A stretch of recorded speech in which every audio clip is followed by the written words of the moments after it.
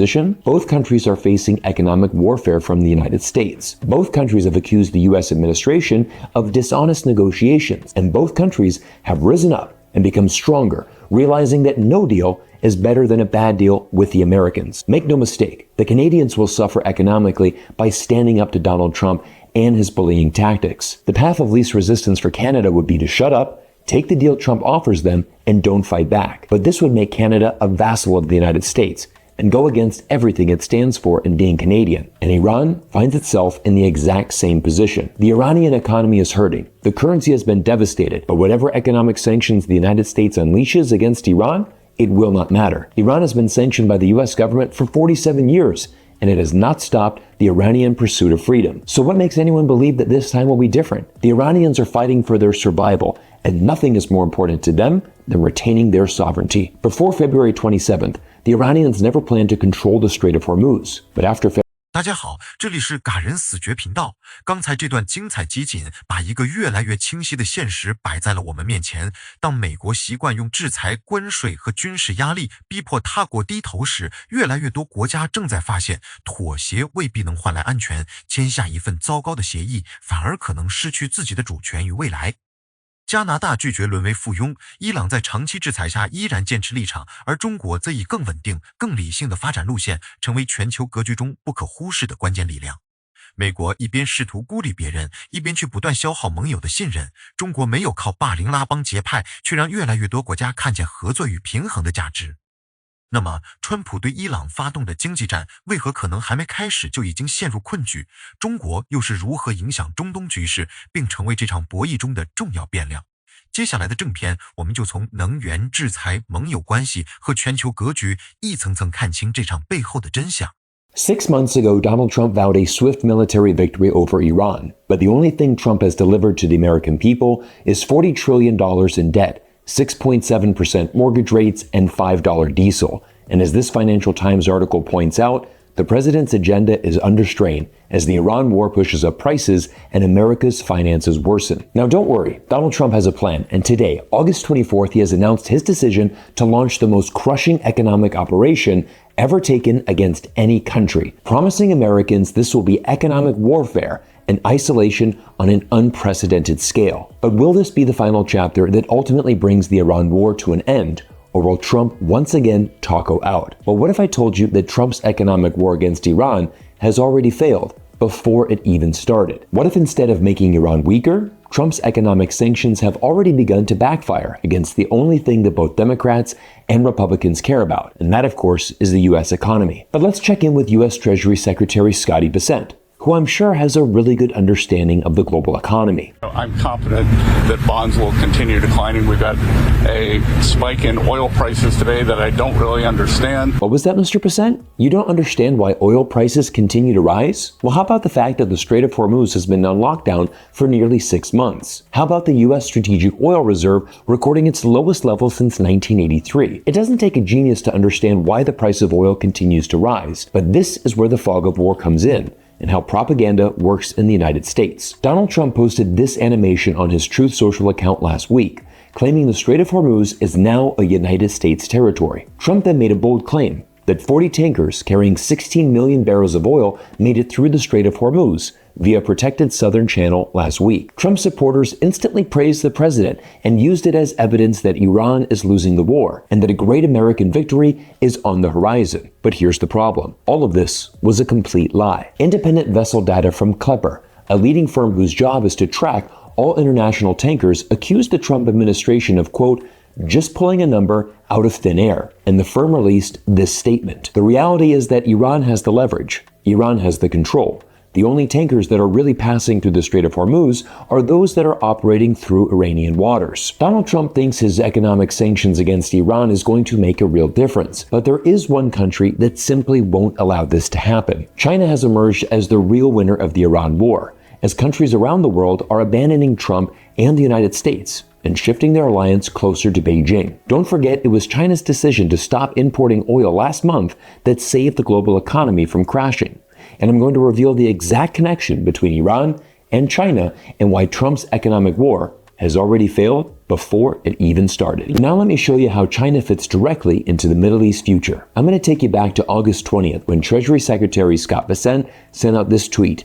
Any remaining tie to Tehran will hasten a nation's economic oblivion, whether that tie be purposely constructed or willfully ignored. Essentially, what the U.S. Treasury Secretary was saying is that the U.S. will now target any country in the world that does business with Iran and hit them with additional sanctions. China is Iran's largest trading partner, accounting for 1/3 of Iran's non-oil foreign trade and serving as the primary destination for Iranian crude oil imports. And the United States knows that China is a lifeline for Iran. But the U.S. is now urging China to back its most crushing economic operation against Iran. Let's not forget we are talking about China, the very country the U.S. government has spent years trying to economically isolate, sanction, and contain. My friend and fellow YouTuber Daniel Dumbro said it best. After years of trying to isolate China, they now want China's help isolating China's ally. The lack of self-awareness is almost impressive. But can the US actually get China to stop trading with Iran? Well, once again, let's check in with Scott Bessent and see how the plan's going. Does it include China? Because that's the primary economic partner of Iran. Many conversations are best to have in private. Interesting. Many conversations are best to have in private. What a great way to deflect the question and admit that China wants absolutely nothing to do with joining the United States' economic warfare against Iran. Just listen to the panic in Bessent's voice as he tries to salvage this interview and save face in front of the reporter. We are confident that everyone wants the Strait reopened and for energy prices to come back down. And sir, keep in mind that the Chinese get 50%, 50, the other energy from the Gulf. So it would do them a big service to get with the program. Now, of course, every country wants the Strait of Hormuz opened again, but whose fault is it that the strait was closed in the first place? The message coming from Bessent is, hey China, 50% of your energy comes from the Gulf region, so it's in your best interest that the Strait of Hormuz opens. But Bessent is committing a rookie mistake and confusing crude oil imports with total national energy. Let's look at the actual math. Because China doesn't run on Middle Eastern oil. Over half the country is powered by domestic coal. And on top of that, Beijing has built the largest arsenal of solar, wind, and hydroelectric power on Earth. While it's true that China does import a lot of oil from the Gulf region, the Middle East supplies a mere 5.6% of China's total energy. So Bessent's statement that 50% of China's energy comes from the Gulf is completely inaccurate and explains why China does not have any urgency, or quite frankly, any interest to help the United States in its failed war in Iran. But to show you how desperate the US government is becoming in this war, just look at how Donald Trump lashed out against South Korea over its refusal to join the Iran war. Trump is literally going around the world trying to persuade American allies to join his war. But after every European leader rejected the invitation, Trump had to pivot to Asia and directly asked the South Korean president to join the United States. Here's the exact transcript from President Trump himself. I called the South Korean president and said, would you like to give us a little hand? We don't need help with Iran, but if you would like, give us a hand with Iran. He said, no thanks. And I said, wait a minute, we have 39,000 soldiers over there guarding you from Kim Jong-un, your next door neighbor, and you're not going to help us on a very easy military operation in Iran? That's strange. Once again, it's just remarkable that the President of the United States is this clueless about world affairs. And here's a better question to ask.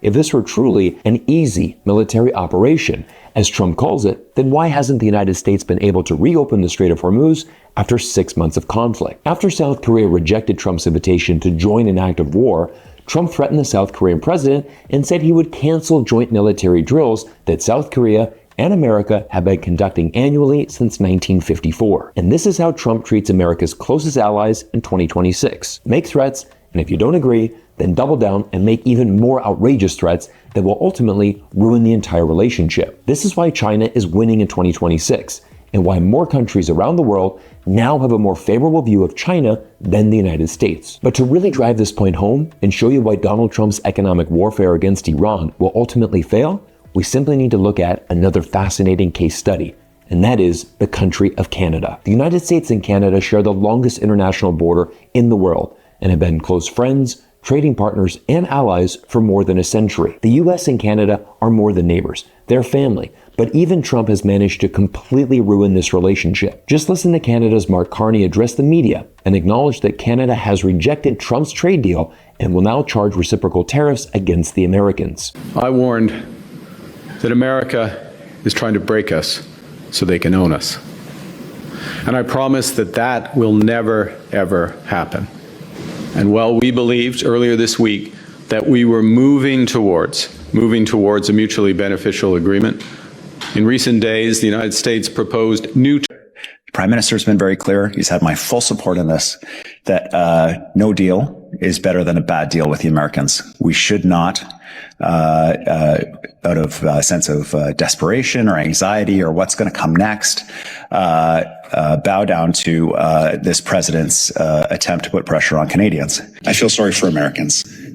If you can't be friends with Canada, then you almost certainly do not have a friend anywhere in the world. And that is a very lonely place to be.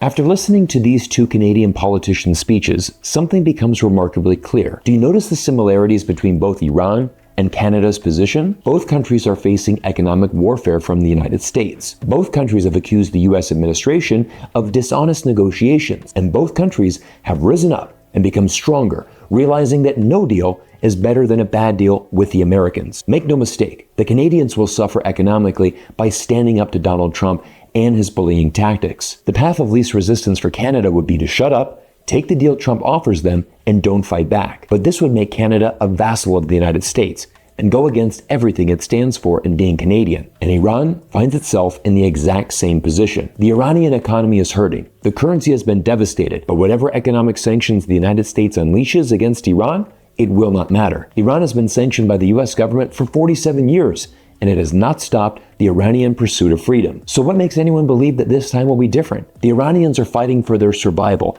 and nothing is more important to them than retaining their sovereignty. Before February 27th, the Iranians never planned to control the Strait of Hormuz. But after February 28th, there will never be another day where the Iranians will give up control of the strait. Donald Trump's decision to attack Iran will go down as the largest geopolitical mistake ever made in United States history. And unless Trump retreats now and pulls US forces out of the Middle East completely, this failed war will be the main issue during this year's midterm elections and will ultimately cost Trump his entire political career. The majority of countries around the world are supporting Iran, not the United States in this conflict. The majority of the world has realized that China is the more balanced, rational, and consistent superpower, and it's why the entire global south is rising and shifting closer to China. Just like the British Columbia Premier said, if the United States can't be friends with Canada, then you don't have a friend anywhere in the world. And that is a lonely place to be. Everyone, thank you for making it to this point of the video. And once again, thank you.